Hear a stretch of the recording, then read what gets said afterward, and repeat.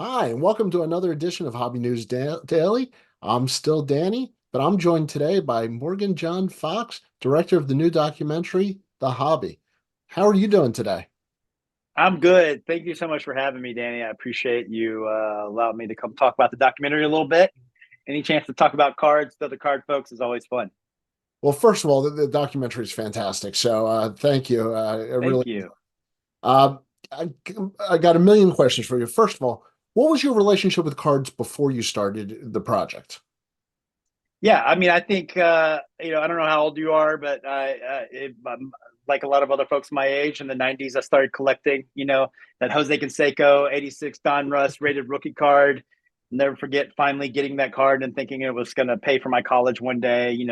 Buying those Shaq LSU cards, just like that craze. I was so involved in that craze. My grandfather would take me down to the card shop after school or whatever it might be, and man, that the '90s was such a golden era, right? And then like a lot of folks, I grew out of it as I turned more into a teenager and got a little older and got too cool for it.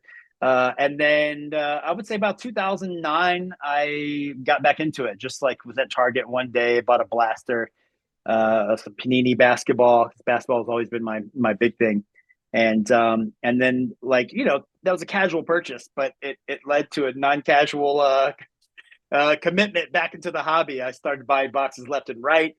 That was a good year to get back involved. That was Steph Curry's rookie year, so I was Oh, okay. I got got a lot of his cards, and then yeah, on and off throughout the years since then. My collection has evolved a lot. I do a lot of non-sport cards now as well as sports. A lot of pop culture stuff because I'm a director into movies. A lot of movie stuff, both from my childhood, but also current day stuff and that kind of thing. And I am definitely more of a collector than an investor. I have a couple expensive like vintage cards, Sure. Hank Aaron stuff, but mostly I just love having stacks of cards around and love geeking out and talking to other people who like cards. I always say the baseball card community is the biggest community of loners that want to be alone 99% of the time, and 1% of the time we want to be with a million people sharing everything. Yeah, exactly.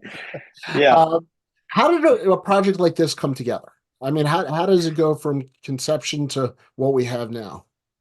Yeah, so it's one of these like I was lucky, right place, right time. I was working on another project with the production company XDR who did this movie, and I happened to be in LA at the time that they were looking for a director. They had already had this project set up, like they had actually done some pre-interviews, some background research, and were looking for a director. And someone had overheard me talking about cards and walked me into a meeting. It was like, hey, this might be your director. And I had to pitch still. I had to like, put together a deck and say who I would like to interview and engage and all that kind of stuff and what the kind of story of it all would be.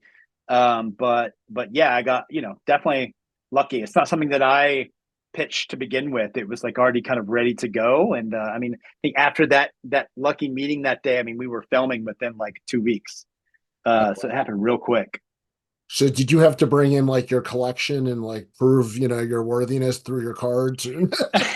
No, projects in the film world get greenlit often by just like PDF documents that are we call decks that literally are just like anywhere from 5 to 20 pages of like you sort of like breaking down the images. But I had to be able to, and yes, I mean, if I wouldn't have been able to do that if I didn't have the background. That definitely was a huge selling point. And at that time, I was listening to sports cards nonsense twice a week, for example. And so I already had some folks that I knew that I wanted to sort of pitch as being a part of it. And definitely was aware that what was just happening in 2020 with the crazy spike, I was definitely involved in all of that. And so, it definitely helped that awareness. But they did, yeah, they didn't do a vibe check of my collection. I, But I think that would be the funniest interview. You know, prove it. Let's see your slabs. right? Yeah, We're unsure on Lamelo right now, so we'll get back to you. yeah. uh, so after doing the project, and you did a lot of filming, quite frankly, when the market was higher and up there, um, But you do talk about the downturn, and you do talk about the reality of the hobby, and that's one of my favorite parts. I don't want to give away anything, but you take care of it at the end to a certain, you talk about that. But throughout the project, was that on your mind that, hey, this is really, high right now, and you had some people on there that said, may or may not continue, and some said yes, some said no. What were your thoughts going through it, and then when you saw the turn or correction? Yeah, it's always interesting in documentaries, especially because you can't control it, right? Um, and you only have so much time. You don't have unlimited budgets in documentaries ever, and so at some point we had to stop filming, and so that was like an interesting, like, well, what is this window that we were going to capture, and what is the time between we stop filming and when it's going to come out? Like, how do we update? How do we reframe things through sourcing news content or whatever to help update the audience? Because especially documentaries that are about a place in time, you always have to know that what you're stating in the present in the documentary, that it could be a year later, it could be 3 years later that people see it. And so you always have to find a way to frame it. And yeah, it was interesting because we weren't filming in 2020, but we were filming in 2021, 2022. So we still, like you said, got a little bit of those highs. And as things were starting to go down, I think what's interesting is we did decide eventually to put a stamp on the top of the movie that says when we filmed it, because some of the folks who are considered sort of professionals in the space, we of course are like, well, if they're quoting what their values of their collection are and they're showing you the card, Yeah. other professionals in the space are going to be like, what are you trying to artificially inflate your collection? So we wanted to do that to like save face for the subjects that so kindly allowed us into their lives, to show that yes, we captured lightning in a bottle. It was a place and time that has already changed. I'd like to say I think it actually gives the movie some real authenticity. I think part of the story of the Thank you. hobby going back 100 and some years is the relationship between whatever the cards were going back to pre-war, till the junk wax till now. So I don't think it's wrong to take a picture of the hobby, a snapshot at any one point. And it's almost like the Ken Burns baseball, why he had to do all the Yeah. innings. You can't combine two innings. So I actually think for a group of people, and the hobby is very persnickety on details. So I think by actually acknowledging that and showing the place and time, that people in the hobby will respect that much more.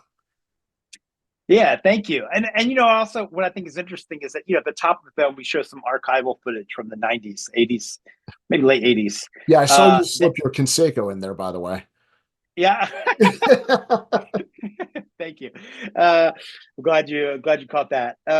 But yeah, we showed this archival footage from some like card shows that a student filmmaker like shot this documentary back in the day for like a school project, and it was a lot of the same conversations that are happening today. We intentionally sort of juxtapose these older collectors who are like, the young kids are just about investors. They're trying to ruin the true collecting. They've lost the passion and the nostalgia of the hobby that's supposed to be about collecting.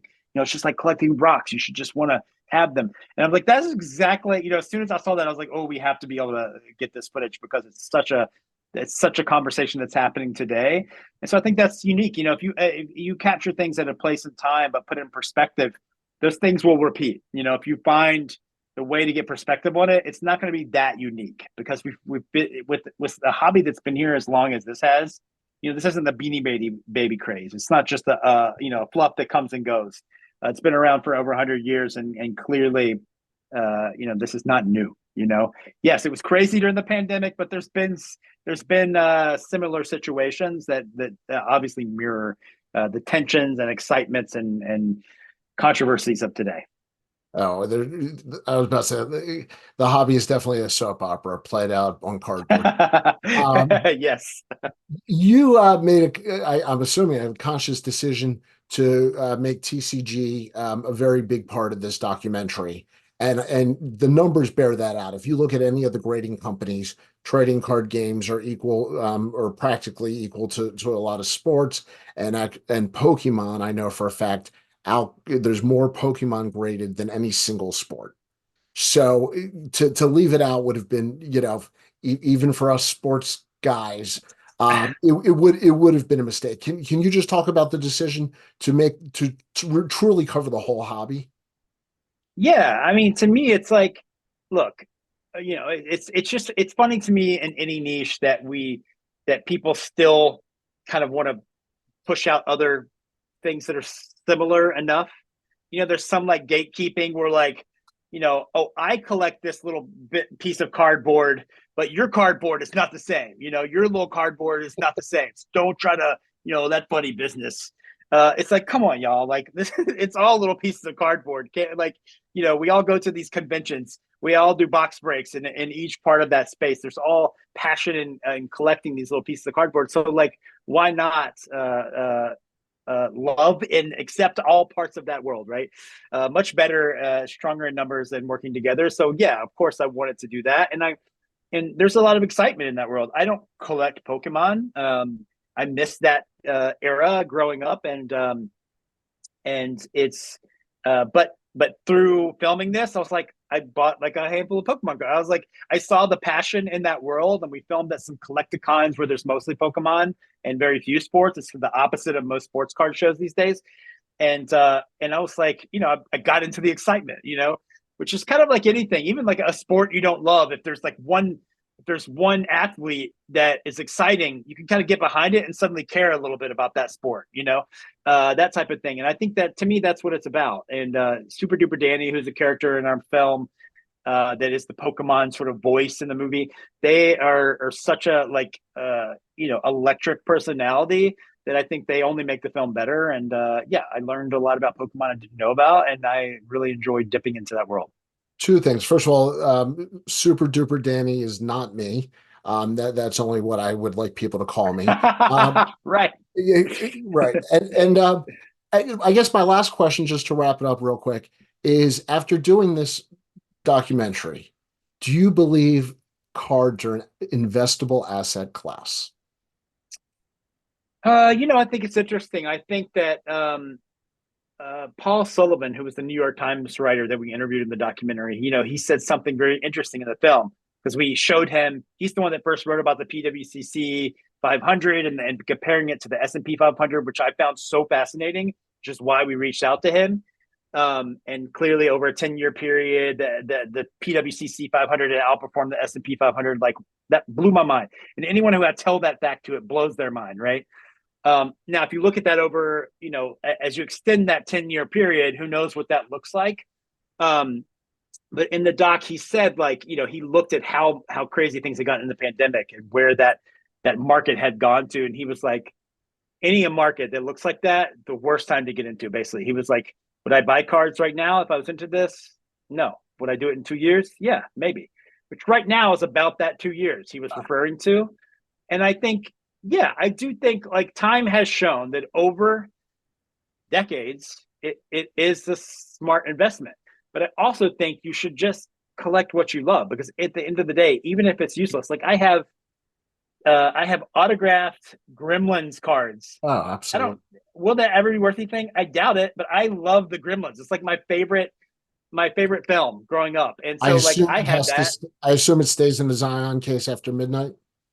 I Absolutely. You got to keep that thing locked up. You don't, no water, no food, no light. And so, if you have what you love at the end of the day, this is a passion hobby, even if it's investing, like invest in the things that you love. I don't know. I don't know if money will go up or down. I don't think anyone knows. And I think it's silly to say that, but clearly some people are still making money, and there's a lot of advertising going into this world to grow it. So we'll see. Well, as somebody who believes it's both a hobby and an investment, and you can do both, whatever makes you comfortable, I'm glad you showed both sides. And I'm glad you took some time out today. I really appreciate you joining Hobby News Daily for this. And thanks for checking out the site and listening to the podcast and being a reader. Yeah, no problem. I appreciate the honor of being on here, and just hope that on Friday this Friday, February 16th, that everyone goes to That their was iTunes, Apple, to Amazon, Google Play, download or rent the movie, and maybe invite your friends, talk about it online. We filmed it at card shops, card shows, auction houses. We talked to collectors, investors, behind the scenes at grading companies over 2 years in 12 different states. So it is a comprehensive look at this world, and a little bit of something for everyone. And I just really hope that people enjoy it and well. share the word. I was going to say I thoroughly enjoyed it, and as somebody with 30 years in the hobby, like I said, you did a real good job of showing a 360 view, and I think that was important. And I can't wait to share it with others on Friday. So thank you very much. Yeah, thank you. That means a lot. I appreciate that. Yeah, absolutely. All right. Well, for everybody else, I will see you next time on Hobby News Daily. Take care.